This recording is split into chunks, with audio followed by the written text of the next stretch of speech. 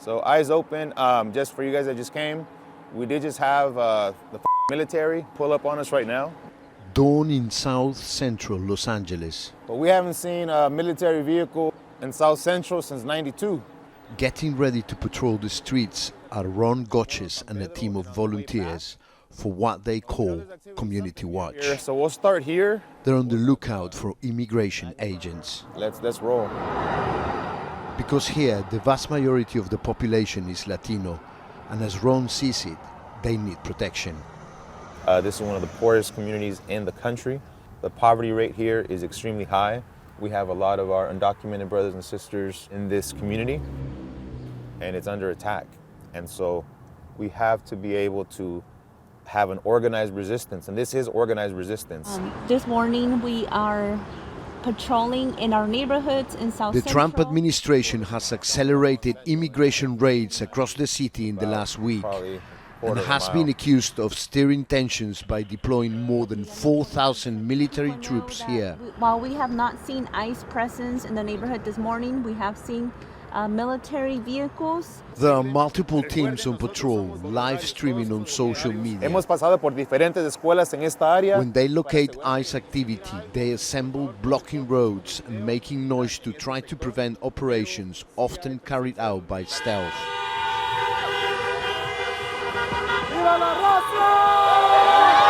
The immigration raids have sparked mass protests across LA since Friday. There have been clashes with the police, hundreds of arrests, and the mayor has declared a local emergency. But in South Central Huntington Park, they want to keep things peaceful. 95% of people in this area are Latino, and they are scared. I know people that have been separated from their families, and it's causing them to become anxious, to become scared. They don't want to go out in the streets. They don't want to send their kids to school anymore. They're just getting everybody. Doesn't matter if you're a citizen, doesn't matter if you're born in this country. They don't care. If you look a certain way, they're going to get you. 17-year-old Enrique feels that fear too, even as a US citizen. He lives in his 2-bedroom bungalow with his granny, his mum and his 2 siblings, and goes to the school where Ron teaches when he's not patrolling the streets. Today is graduation day. Well, now I feel a little nervous every single time I walk outside. I'm a US citizen, but even then that still doesn't completely guarantee that I'm gonna be safe. You are graduating today into a world which is pretty much upside down. How does it feel? It's pretty scary, to have people going out for you, looking for people like me and the rest of my family.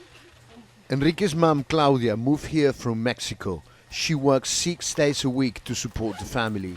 She pays her taxes, she has her papers. So how does she feel? Pánico, estrés, tristeza.